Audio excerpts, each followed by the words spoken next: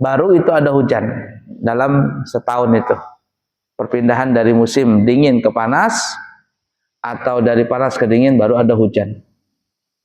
Tapi ya tadi di sana itu tidak ngaruh mau hujan atau enggak hujan, di kota Tarim Hadramaut mengadakan salat istisqa itu. Selalu mengadakan. Ya tujuannya mungkin karena untuk memberikan edukasi pelajaran kepada penduduk Tarim dan juga orang-orang yang tinggal di Tarim. Beginilah tata cara salat istisqa. Nah, kita mungkin bisa seperti itu. Nah, bisa seperti itu.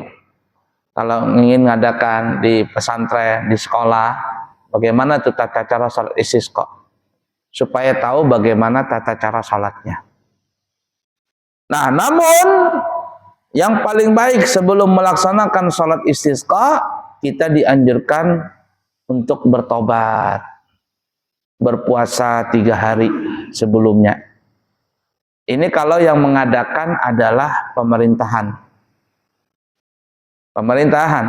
Dan kalau seandainya pemerintah yang menganjurkan, bukan menganjur ya, yang memerintahkan, maka puasa 3 hari itu hukumnya wajib. Tapi kalau bukan perintah, cuman anjuran saja, umpama di kota Balikpapan lama enggak hujan, lalu pemerintah kota Balikpapan mengadakan pengumuman, mengajak kepada seluruh warga kota Balikpapan, mengajak untuk melaksanakan salat istisqa pada hari Kamis umpama, pada hari Kamis, dan diharapkan untuk berpuasa. Kalau diharapkannya atau dianjurkan berarti tidak wajib. Yang mau puasa silakan, berarti Senin, Selasa, Rabu puasa. Tapi kalau pemerintah mengatakan diwajibkan untuk berpuasa 3 hari, apabila pemerintah mengatakan wajib puasa, maka semua kaum muslimin di kota itu yang mereka tidak ada udzur wajib berpuasa 3 hari, Senin, Selasa, Rabu. Dan hari Kamisnya itu tidak puasa. Di hari Kamis itu melaksanakan sholat. Kami lihat beberapa kali di kota Balikpapan ini mengadakan salat istisqa.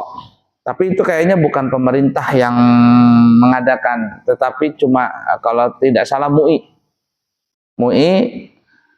dan meminta izin ya dari pemerintah kota Balikpapan. Artinya MUI ini bekerja sama dengan pemerintah, tapi yang mengadakan itu MUI. Ya, biasanya salat istisqanya di mana? Lapangan Merdeka. Dan salat istisqa ini dikerjakan itu di lapangan. Jangan di masjid. Kecuali 3 masjid yang dibolehkan di masjid, disunahkan di masjid. Lebih afdal di masjid daripada di lapangan. Apa itu? Yang pertama Masjidil Haram. Yang kedua Masjid Nabawi. Yang ketiga Masjid Al-Aqsa. Itu boleh dianjurkan untuk disunahkan untuk sholat di masjid. Tapi selain 3 masjid ini, kalau ada yang mengerjakan sholat istisqa, mengerjakan salat istisqanya itu bukan di masjid, tapi afdolnya di lapangan. Terbalik kalau salat istisqa di masjid, terbalik. Nah, beda kalau salat Id. Kalau salat Id itu afdolnya di masjid, bukan di lapangan. Kecuali masjidnya itu nggak cukup, nggak muat, maka boleh dikerjakan di lapangan. Lah ini enggak, masjidnya masih cukup. Masjidnya masih bisa cukup nampung, tapi supaya keren, ditaruhlah di lapangan. Nah, tersalah itu. Tersalah. Masjid.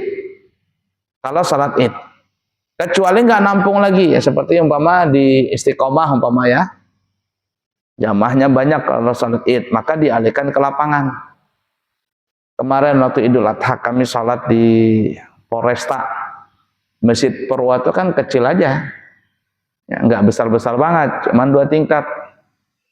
Nah itu kalau sholat di situ nggak cukup manusianya sampai keluar-luar, maka saya tanya nanti sholat idnya di mana? Anu Pak Yai di lapangan, di halaman ini, halaman Polresta. Saya kira jamaahnya sedikit, membludak banyak manusianya, banyak manusianya, tapi rata-rata polisi semua itu. Ya, keluarga-keluarga polisi yang sholat di situ. Nah, itu boleh. Tapi kalau sholat istisqa, mau cukupkah atau enggak cukupkah jamaahnya di masjid itu? Tetap dianjurkan, afdolnya di lapangan. Kecuali tadi Masjid Haram, Masjid Nabawi, dan Masjid Aqsa.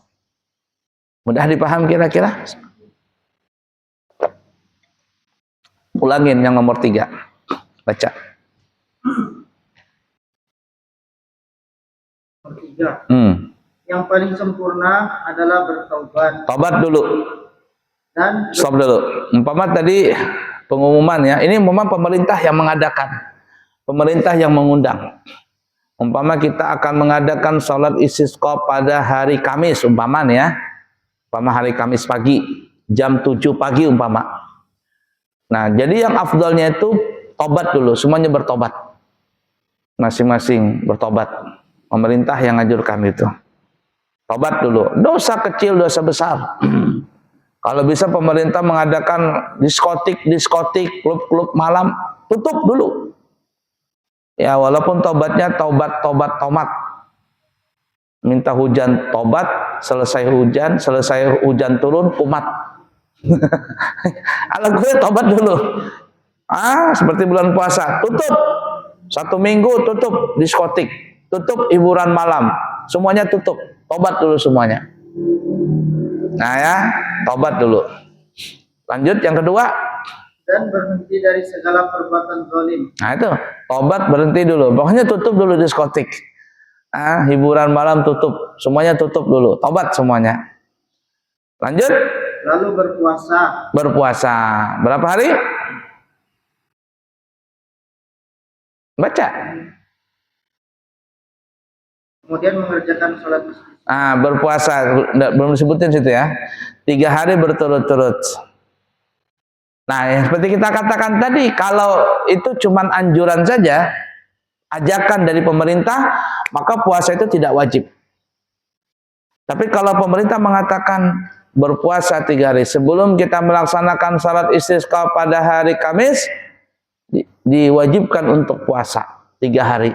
Ketika pemerintah mengatakan puasa, maka semua kaum muslimin di tempat itu, di kota itu, yang mereka tidak ada uzur syar'i, wajib berpuasa 3 hari. Senin, Selasa, Rabu umpama. Seperti itu. Lanjut. Disunahkan bagi hakim atau pemimpin agar menganjurkan dan mengajak kepada halayak umum untuk mengerjakan sholat istisqa, tetapi sebelum itu berpuasa 3 hari berturut-turut. Nah itu, balik yang kita tadi bilang ya. Lanjut. Bertaubat, bersedekah. Sedekah dulu, karena sedekah ini penting ya. Kalau ada macet rezeki itu banyakin sedekah, ya, banyakin sedekah. Jangan sudah macet duitnya ndak mau sedekah, salah. Jadi kalau ada ini susah cari rezeki apa, sedekah.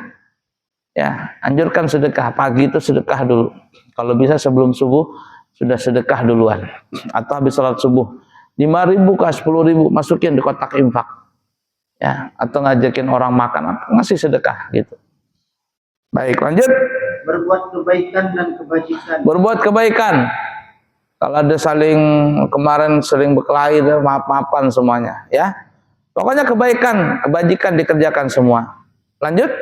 Berhenti dari perbuatan zalim dan dari perbuatan-perbuatan maksiat. Nah, pokoknya berhenti, kezaliman berhenti, kemaksiatan berhenti semuanya. Lanjut. Yang bisa mencegah turunnya hujan. Nah, kenapa? Karena maksiat itu bisa mencegah rahmatnya Allah. Dan salah satu rahmatnya Allah itu adalah turunnya hujan.